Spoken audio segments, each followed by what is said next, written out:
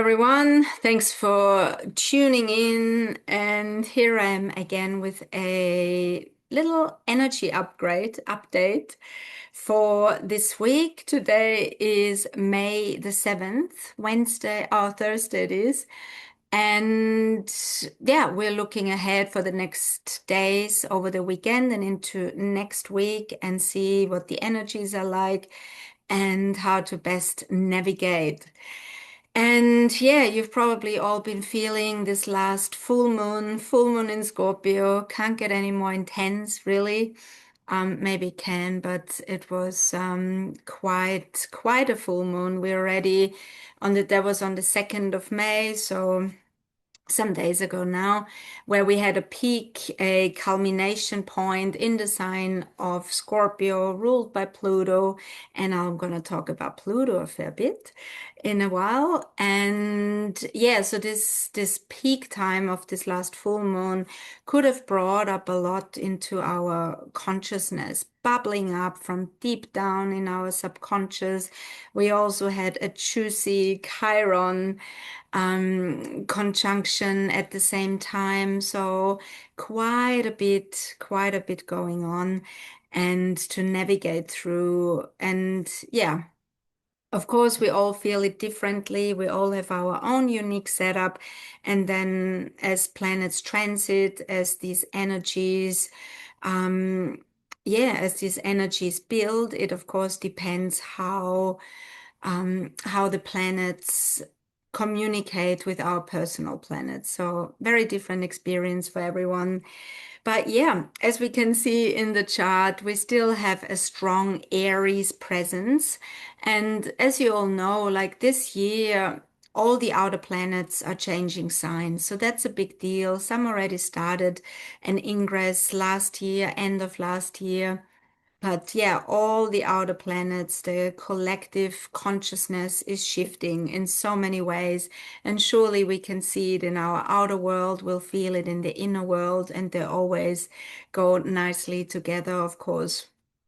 And so when we're looking at the current situation, we got a little bit of Taurus action, which is really necessary. I feel in general we've been slowed down. There is an energy that is consciously, yeah, taking the foot off the accelerator to take it easy, take it slow, looking after ourselves, being more present. And yeah, particularly with the sun in the sign of Taurus, still for the next about 2 weeks. Happy birthday, all the bulls out there. Taurus is the second sign in the zodiacal wheel. We're looking at all the Venusian themes around our senses, our sensuality, love, relationships, money, what we like, what we dislike. So it's a very embodied energy, and it is also slow. It is an energy that, yeah, that takes its time. There is only one gear to Taurus, one more gear, and that is slower. So it's important to really allow that. Particularly, we've had so much Aries energy in the yeah, this year, this astrological year started with a big bang in March, and the build up and the transits of we had 9 points in Aries, so very full on with in regards to yeah, claiming our sovereignty, asserting our will, going for what we want. And maybe for a lot of us, a lot of opportunities have been opening up, building up. And new possibilities coming in, but also on an inner level, that urge to be our own authority, being in our authenticity and going for what is calling us and really following it through. And also Neptune started a new 165-year cycle in the sign of Aries as well. We're resetting our beliefs, our dreams, our visions. It's a time where there is movement. After Neptune residing in Pisces for many years, over the next, yeah, over the next decades, we are really tapping into, yeah, what it is that that makes our heart sing, what we want to follow, and what our beliefs are, our dreams, and also, of course, as a collective, what are we, our conditioning, our yeah, because also Neptune is about brainwash, following blindly. So in Aries, there is a calling towards um, being our authentic self, and thinking for ourselves, and really claiming that superpower of that. Then also we got Saturn in Aries. There is a bit of a mixed energy here, because Saturn creates boundaries, comes with lessons, um, comes with a commitment, a dedication to self. Also in the sign of Aries, it is the I amness, it is our will. Can I commit to myself, to being me? Everyone else is already taken. So there's this strong, a big invitation towards that. And I think it's such a beautiful, empowering energy that is guiding us forwards over the next about 2 years with Saturn in Aries. Then we still got Mars in Aries. Mars is happy as, and in asserting our will, something comes our way, we grabbing it, we going for it, and very, very aligned. And then before we got a window till the 18th of May, and then Mars will move into Taurus, the Venusian ruled sign. But we'll talk about that more. So also right now the energies are really speeding up. There is momentum. And so if we, yeah, any projects, anything that we want to initiate, now is a really good time. And also simultaneously, it's very important also to be present, to looking after our vessel, our body. Aries is that vitality, our sense of self. So we really want to look after our wholeness, to be healthy and well enough to go for what we want. So saying all of that, so we do have a lot of movement at the same time. As I said, the sun in Taurus wants us to slow down, smell the roses. No need to be pushing things, because Aries loves to push ahead and be quick and get there. Then we got Mercury, the fleet-footed messenger, our communication, getting from A to B, also in the sign of Taurus.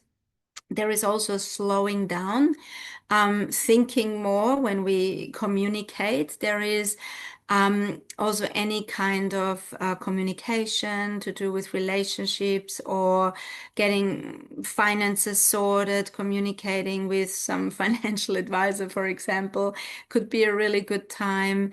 But also there is a slowness. There is to our voice, to our words. So it's a really nice energy to actually, okay, do I need to say this? What I can express more, what I like, what I don't like. There is a safety in that. So Mercury in Taurus, that's also because Mercury rules transport and how we move around. There is also a bit of a slowdown. And again, I think that's a really supportive energy. What we are looking at today, so while talking about Mars, we also shall look at Venus. Venus is in the sign of Gemini. She's very social, bubbly, wants to get together, have gatherings, and so that's all very aligned, a lot of ideas. So she's less voluptuous in Gemini, a cerebrally ruled sign. So we're also, I feel we have a really nice balance of elements here, considering everything. We still don't have much water at all. We only have the North Node, well, and Jupiter. Jupiter in Cancer is the expansion also of our feeling world. And we have the North Node in Pisces, reminding us of greater compassion, of a greater sense of a wholeness, and that we are so much more than this physical experience here.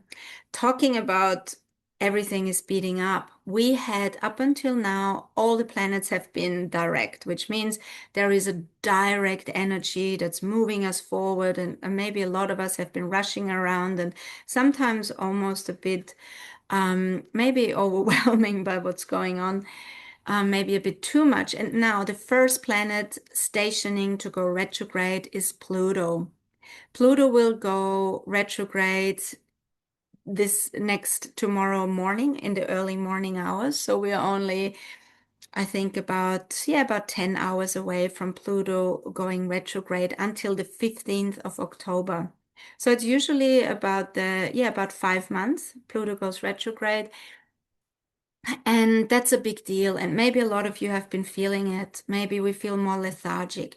We feel more withdrawn into our inner world because Pluto, Lord of the underworld, the one that rendered himself invisible only when we are at a crossroads, when we are in a crisis situation, Pluto comes up, comes out, and reminds us to face the shadow, do our inner child work, our shadow work, and that we have that courage to look at ourselves with honesty. So that's really important here. And so this honesty that is moving us forwards here and simultaneously also drawing us into our own depth, to the bottom of the barrel. And maybe some of us have had a lot of deeply held stuff come up, maybe in relationships, because Pluto is relationships, obsession, possession, you are mine. It's about power, control. It brings to light, where do I still have rigid patterns? What are the patterns that I fall back onto? And usually we do that in relationships. Relationships are that mirror, particularly intimate relationships. No other relationships, but the intimacy with another brings up the shadow material. Where was I abandoned? Where have I been rejected? Where have I been feeling uninvited? So I'm trying to control situations, control my partner, maybe jealousy, becoming possessive. So there's a lot of these themes that might be coming up, and there's nothing wrong with that. We don't want to suppress them because Pluto, when we deal with Pluto's themes honestly, we can really feel it and heal it. And that's the only way to go through. We are all in this human condition.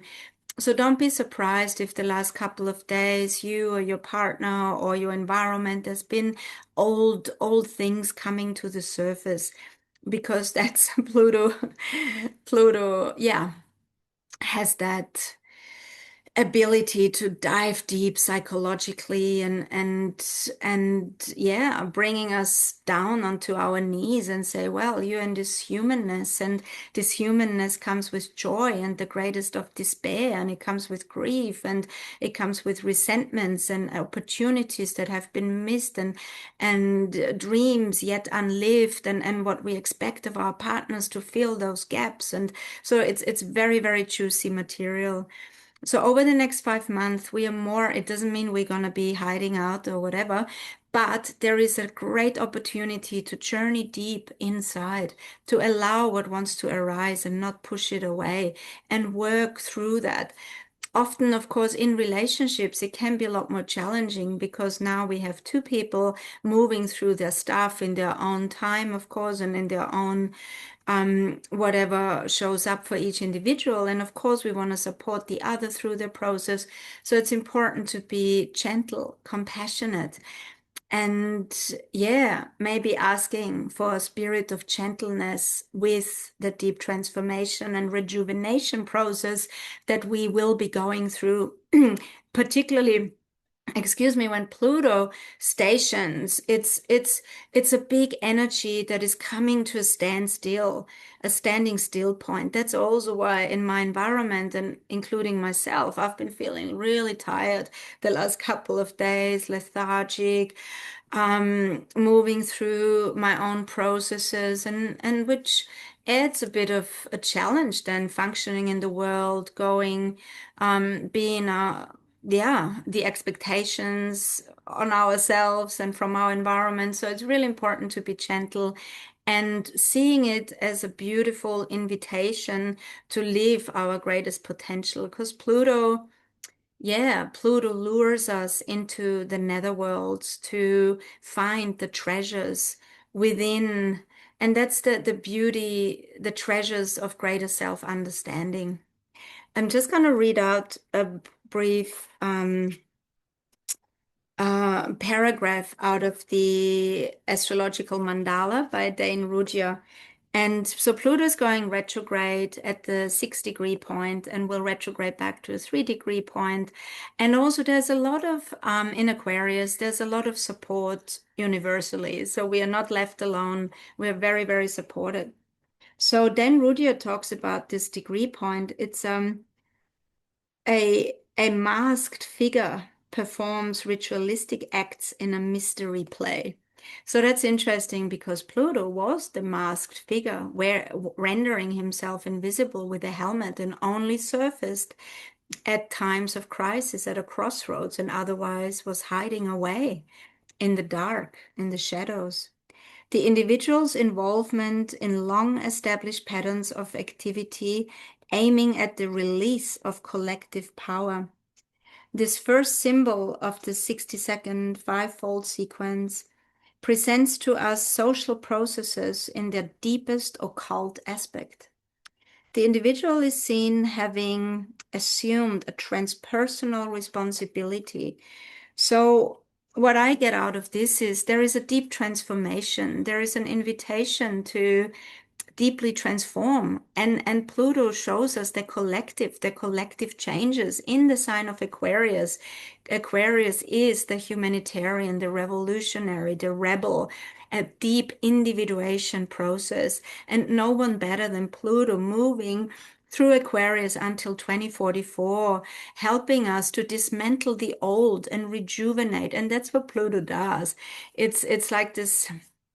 Yeah, when the mushrooms, the mycelial, when the mycelium eats up any old debris and rejuvenates, and so it's like a composting, decomposting process of and elimination, a deep purge. And so great time to have a purge, to do a fast, to yeah, and let things arise. And so important not to push anything down because it feels uncomfortable. And I feel we humans have that tendency to, yeah, what we don't like, or if it's not happy, then yeah, we wanna do something about that. So it's if you can allow it, feel it, great time for holistic therapies and yeah. Anyway, I'll leave you with this and yeah, enjoy a bit of a deep dive into your innermost self and the collective shadow as well, and being very gentle. And we are super, super supported. All right. Thanks so much for listening. Much love, and I'll talk to you soon again. Bye.